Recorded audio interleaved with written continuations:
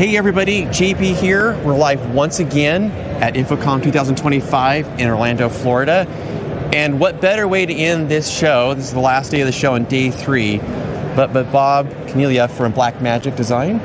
Hello. Hey, thanks for having us. Absolutely. Thank you for doing this. This is fantastic. I'm very excited about this, to go over and talk and have you kind of walk through the booth and talk about some of the solutions you guys have.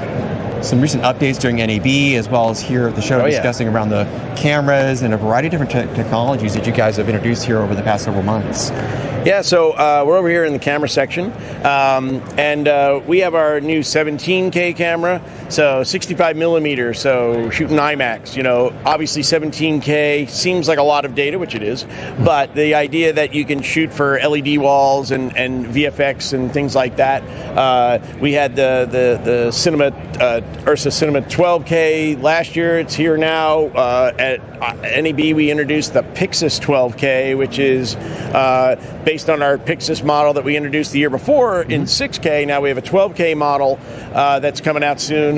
The Pixis monitors, which are working on the Pixis cameras there, they actually are touchscreen, so you're able to get into the menu structure with them. We even updated the software to be able to control the Micro Studio G2s with that Pixis monitor, which is awesome.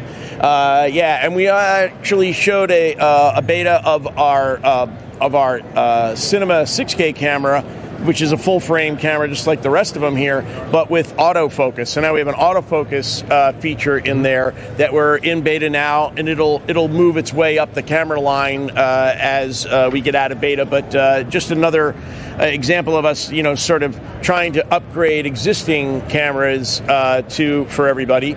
DaVinci Resolve 20 is out now, and that has all kinds of new AI tools in the audio and editing and things like that. Sure. So always continuing to sort of raise up the bar of our cameras, but also the ecosystem with Blackmagic Raw. And then one of our newest things is our immersive camera that we just started to launch, and it shoots dual 8K. So for this immersive experience with the fixed lenses on the front, 210 degrees in each eye, 8K in each eye, and we're showing it here on the stand with the Apple Vision Pro, so people can see content as we're shooting it, which has been really cool to be able to show that to everybody. That's been, which is kind of you know, you guys have kind of brought this out. I know several of my peers in the industry were very, very, very excited when you guys made that announcement. So we're all very with a lot of energy and excitement in terms of everything that, where you guys are kind of going with that technology. And again, creating another level of experience from a digital perspective for immersive experience for people watching online.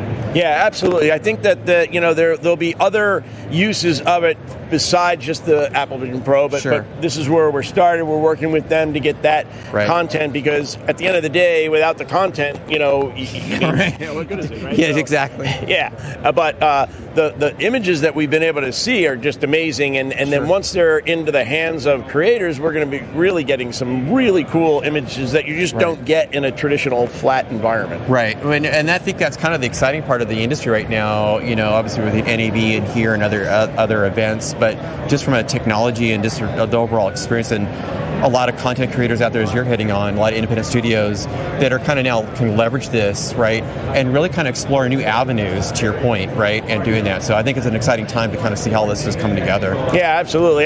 You know, the interest that we get from other areas that we wouldn't normally, you know, have that, but Blackmagic is so democratized that we get every type of user, right? So from the highest end DP down to just kids in college or high school, because they can buy the cameras, they can learn Resolve, they can get going. So it's very cool to see that you know, because sometimes, like on the end of trade shows, you get the kids come on the booth. It's like they're customers; they already own some of these things, which is kind of like you kind of go like, really? It's like, you know, then you're like, yeah, no, really, it actually is, right? It is funny to me because I've been in this industry so long that there were days, oh, the kids are here, great, they're going to play around. We'll see them in 20 years when they get a job. Yeah. But now it's like, oh no, that guy owns the camera. He owns an ATEM. He uses that at the church. All those things, and that's just a weird change in the business. So you have to react differently. And oftentimes they'll come and go, look, did you know what to do this? And it's like, wow, okay. No, that's like So in terms of the camera and the cinema line of products, and then we kind of covered on the new immersive, more experience from that perspective. In addition, here at InfoComm this week, have you been also discussing other areas of the technology that you guys are working on? Yeah, absolutely. So SMPTE 2110 is something that we started to delve into last year, and now we have some more products. Sure.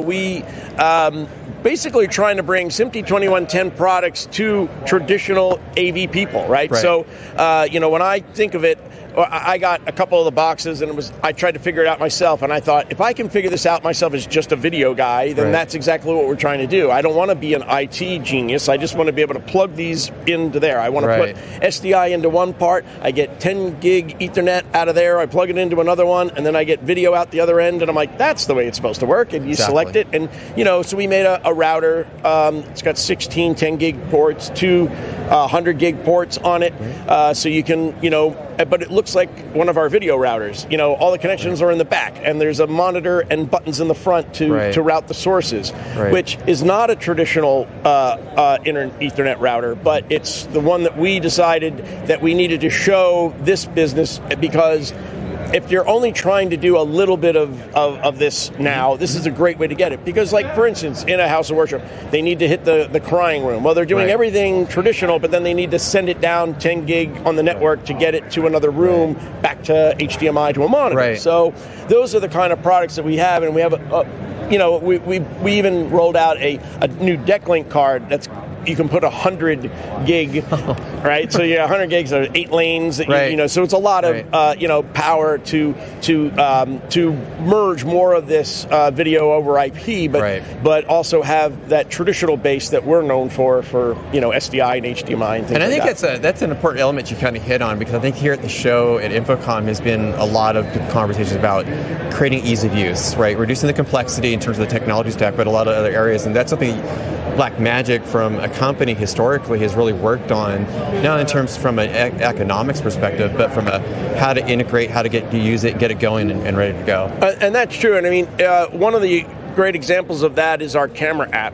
So there's an app for your cell phone on iOS or Android. You download that. It turns your cell phone into a Blackmagic camera. It connects through our cloud service. You can use it, and the menu structure is the same as the menu structure on all these cameras. So if you already know how to use one of our cameras, you know how to use that app. If you learn the app, you know how to use one of our cameras. So it really is just another example of our ways of getting people started. And between the free version of Resolve and the free camera app, we now put you in business. You really do. And for a testimonial for everybody online watching and seeing this and watch the archive, I've used it, both for capturing, and I think the interesting part about it is the integration with where you're hitting on from uploading the content into the Blackmagic cloud in terms of storage, but also we're seeing too in terms of other productions where you see editors, people to get access to that content quickly, right? Whether it's during live or afterwards from a post-production, have that real-time, some way of getting them the content where they can quickly get to work and doing that. But I think it's been a terrific avenue that Blackmagic has gone down to, again, offer another way of, just to your point, ease of use and more openness in terms of helping how to get the information from one point to another. Well, yeah, and the actual movement of files through that in real time started with the camera app, and now it's into the cameras. So it was like we beta tested ourselves. But the idea then is, if everybody is using the same workflow with the same interfacing, then when a new camera comes on or a new piece of it, it's not like, oh, now we have to start over and learn again. So that's been very good about that. It's the same with our HM switchers. The software that we use from the 4 input all the way up to the 80 input switcher is the same. So once you learn it, you understand it, and it's the same. And when we first came out with the 4 input HM Mini a few years ago, guys came up and they're like, well, what is this? And is it, did we change it all? No, it's the same software. So you know how to use it. And I think that's key for a lot of it. Because I think another element of here at InfoComm, especially, but other shows, is the education component of people getting educated and knowing how to get onboarded quickly, right? And especially to your point, whether it's the church or education or another area of the market where the individual themselves are maybe they're just in an area where they're a volunteer or other, that their skill set may not always, and so helping them get up to speed. You guys have done a great job, and making it, to your point, with the cameras or the ATEM switchers or anything along those lines has been fantastic to kind of help people just bring that kind of like anxiety down sometimes, if you will, right? Like how do I work this? Well, that's the thing. You want to empower the creativity and not have all these hurdles. And I think our community of Blackmagic users has been very good about sharing things. I mean, when I started in this business, nobody shared anything with you, but now you can learn anything you want. You know, Google it and you'll find it. So that part is very cool, and so you see people grow through that. So here at the show, is there been anything that you guys have been highlighting, or themes or takeaway notes that you have? I think part of the shows that we've done this week is what have kind of been the highlights for everybody here, right? Or is there things that stood out for you here at InfoComm as opposed to, just the conversations and the customers that come through here that you guys work with? We get a lot of guys that do live productions in various ways. One of the newest things that we launched was the ability to record 4K images at a time, 4 streams at a time with our HyperDeck 8K. So you bring in forward and you can record for them. You can record them to our cloud storage. So that was new to a lot of people, and they came in. They're like, "Oh, wait a minute, that's something new." Now I could do 16 in 3 rec units. I mean 8 channels in 3 rec units. Like, oh, that makes a lot of sense. So that was kind of cool to see. When you get to show somebody something they haven't seen before, they're like, "Oh, we know all this," and I'm like, "Oh, did you know this?" They're like, "Oh, I didn't know that." So it's the aha moment. Like, well, I didn't know you guys were doing that. like, okay, maybe we should go back and take a look at this again, right? That's exactly right. So that's been fun. Yeah. That's awesome. Always. Thank you. Yeah, my pleasure. This has been fantastic. And for everybody watching online, again, if you have any questions, we'll put links back to Blackmagic. Obviously, you can always go to their website. That's right. There's plenty of information. Everybody can get to it. But I want to thank you so much for your time and everything you've talked about here today. It's very appreciative. Yeah, hey, thanks for coming by, and glad we came on the last day when it's not so crowded. Yeah, it's been a very busy show. That's exactly right. And so with that, I want to take a moment for everybody to thank Bob for his time and everybody here. But I also want to give a shout out to everybody this week. We've been live every part of this show, every day, almost every 30 minutes, every hour. It's been fantastic. It's been a great experience to be here with Bob and with many others here at the show. And I want to give a shout out to my team, to everybody who's been doing these live spots. We have a TD in Montreal, to Michael, to Rachel in California, to Andrew, my camera guy, to a variety of individuals that bring this together. But the most important part, it's about connected experiences. And what we mean by that is that in this lightweight production that we're doing here with LiveU and Tagboard and the graphics you see online, we'll put some QR codes that you can scan those and be able to learn about what we're doing here. But the important part is, as Bob talked about, is creating a connected experience in terms of the content. And that's really the value in reaching your audience. It's not just us with a bunch of gear, but it's creating this story and telling it in a way and leveraging the products from Blackmagic and many others to do that. So with that, I want to thank everybody. Have a wonderful rest of your day this weekend. Happy Father's Day to those who may be celebrating Father's Day and doing that as well. And with that, we're going to sign off. Goodbye for now. JP out.